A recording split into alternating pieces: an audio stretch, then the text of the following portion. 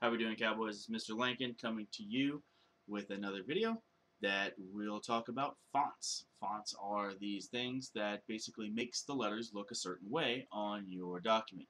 Fonts are very interesting in the fact that they can convey meaning, they can convey tone, even without the words themselves actually saying that kind of stuff. Fonts can also be very useful, and they've actually had scientific studies that show using different fonts have different effects on people's eyes and stuff like that. So we're going to get into this real quick. This is going to be hopefully a short video, and then you will take a quick quiz at the end of it. So at the end of your class. So let's get on with the program. Okay, let's talk about fonts. Fonts can be your BFF. In the beginning, there was pen and paper, quill pens made of feathers from ducks and eagles, and papyrus, however you want to say it. It's that really, really early paper that was very difficult to deal with. People were so happy to have something to write on and something to read that they didn't really care what it looked like, so people just wrote what they thought they could use. Many years passed, then the printing press was invented, and letter styles were created. These letter styles were called fonts. Then the personal computer was born, and it became much easier to generate fonts. You didn't need to have little bitty blocks of letters that you had to physically arrange on this thing. You could just type something up, change a quick setting, and all of a sudden your letters look different. And along with this came many new and interesting fonts, but also real pain. Font insanity ensued. And then people decided to do weird letters like this, which basically becomes incredibly difficult to read and very stupid. But some people think it's hilarious to do this. So you have letters that look like this. Dear Bobby, I really love you and would like to... if you aren't busy, on Friday. Let me know. Okay. Love. Anybody understand who that was? Anybody have any clue? That's letters. Those are letters actually typed in physically into a keyboard. But because they used the wrong font, oh my god, now no one knows. Poor Bobby. He does not have any idea what's going on. What they didn't realize is often they're cheapening the look of their design and not even communicating effectively when that happens.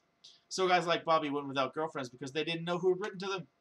One day, a super cool teacher with great hair decided it was time to explain fonts to his students. They were beside themselves with excitement and eagerly raised their hands to the questions that they posed. He explained that there are 4 styles of fonts. There is serif, there is sans serif, there is script, and there is symbol. 4 S's. Very easy to realize what these are. Serif fonts have little wings. They call these things on the bottom, these little extra pieces, they call them wings. Serif is a word that actually means angels. Okay? If you look up the word serif, you'll find that it has words that mean angels or some kind of thing like that. And what do angels have that people don't? They have wings. So serif, where the words end with something that goes out like this, are wings. Serif, wings. Okay? If you were doing a story on recruiting, you could definitely use a font like this, which is serif, which has been connected to the Army for many years. They have a decorative font for this purpose. It looks very tough, very manly. Okay? Wings propel the eye from one letter to the next, making serif fonts actually best to be reading as far as like text blocks are concerned. Like when you're writing your paragraphs, you want to use a serif font. Okay? So, these letters actually kind of lead you into the next letter down the line. Okay, so Times New Roman, a very common choice, very likely choice for most body text. It's readable and clean. This is Arial, which does not have the feet and is not as friendly in huge doses of text. You really don't see it used for body text too often. Notice the difference. This looks very homely, very nice. Notice this one. Looks very, very formal. Okay? Sans serif font is what that second one was called. Sans serif. Sans is a French word that means without. So sans serif means no wings. Sans serif means no wings. Serif means wings. Sans serif, no wings. Okay? Notice that there's no little feety things, no little wingy dingies on the bottom here. Okay? Then you have script fonts. Script fonts are like they call it handwriting script. Script means that you are trying to look like somebody wrote this by hand. They're fun, but they're also not what you want to write the entire thing in because they're harder to read than most other fonts are. Small doses. For example, if you use the font on something like this, after a while, the person reading it's probably just going to get tired of reading your stupid, silly text and wondering if you were some kind of weird girl or child or something like that who had way too much time on their hands and their mommy and daddy let them use a computer. Oh, just imagine it. Let's not really deal with this. I would give up reading right about here, and I would stop, and I would not read anymore. Okay, so for decorative purposes, it's usually okay to like use like this first letter or down here at the bottom with the signature. Useful for that kind of stuff. Not very useful for the entire body of the paragraph. Okay, but if you were doing a story on some tough man contest, definitely would not be appropriate. He's a big tough guy. That's what that says to me. Instead, you want to use some font like this. He's a big tough guy. See how it like conveys more meaning this way. This doesn't say tough guy. You know, this scripty kind of font here doesn't say tough guy. This says tough. Okay? Now there's symbol fonts, the last one. Symbol fonts, also called decorative fonts, but mostly because of the S's, we say symbol. So symbol fonts, they're not like the others. Most of them are just pictures. For example, this is actually letters, okay? These are letters typed into something. If you would like highlight these letters, whoops. If you were to highlight these letters and change the font to something else, you would actually have like A's and B's and X's and Y's and stuff in here. Okay? Now, also in the symbol font category are these actual letters that come from the Greek alphabet, okay? These are actually Greek letters from Greek, okay? And it's called a symbol font. Now, this is actually very useful for scientific purposes. You can use this for like using alpha and beta and gamma for nuclear purposes. I did that a lot in the Navy. You can also use like delta. The D letter is like a triangle-looking thing. In mathematical terms, it means change or of some kind. Sigma, this little S right here, this is actually an S if you can believe it. In the Excel world, symbol like this means to sum up numbers, add them up. Okay, so what are the 4 types of fonts? There is serif font with little extra pieces down here at the bottom. There is sans serif where nothing is extra and all of the pieces end flatly. There is script font which looks like handwriting.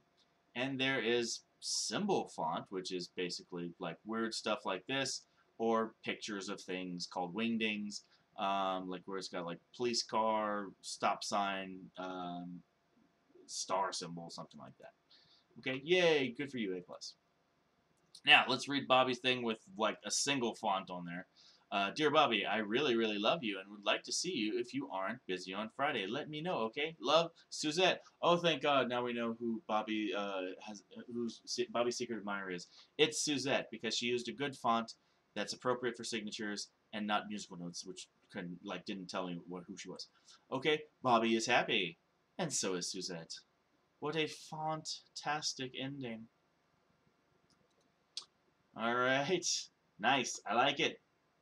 I always like that stupid story because it really illustrates what the font nature is. Now let's really quickly review in a different one that I've got, which is much more to the point.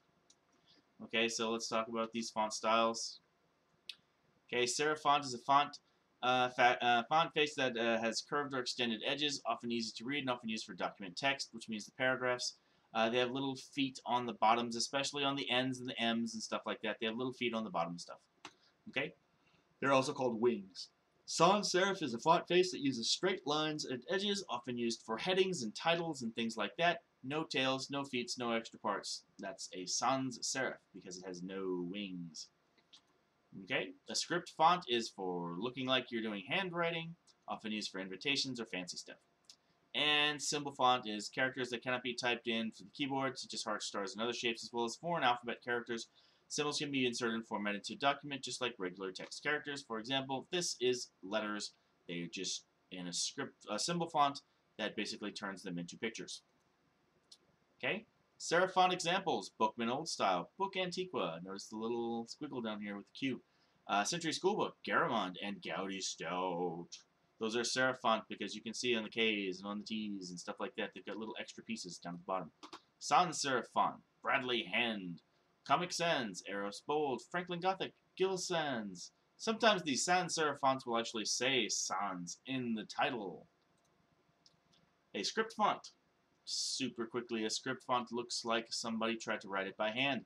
Blackadder if you're feeling like a pirate. You are a pirate. Edwardian script. This is actually a pretty good one for doing handwritten signature kind of stuff. GG. Very French, very girly. Palace script, also very good for certain people's names being written in cursive for a signature kind of effect. And script, empty bold. Notice some of them actually say a script in the title. And decorative fonts. You have Wingdings, the original symbol font. Wingdings, Webdings, Wingdings 2, and Wingdings 3. Will you ever use these? It's possible. Would you ever need them? Not unless you really needed a picture of a bicycle in the middle of your sentence. Okay? So those are fantastical things that you are now aware of. So, Cowboys, we are going to now, if you want to, you can back this up and review it once again. But now I want you to go back to your assignment. There is a quiz waiting for you. You can then make a selection on each one of the questions, and you need to determine which type of font style it is. Is it a script font? Is it a serif, sans serif, symbol type font? You tell me, and then the grading will happen, and you will see how correct and incorrect you were. Folks, I want to make sure that you really think about serif and sans serif. Okay, serif has wings, those little extra pieces on the end. Sans serif has no wings, no extra pieces. Folks, if you get serif and sans serif mixed up and you start doing the names like you start putting in your answers, you will fail the test hard, because serif and sans serif actually make up quite a few of the answers, and if you get them exactly backwards, you're going to fail that test miserably. So make sure you know the difference between serif and sans serif before you attempt that next assignment.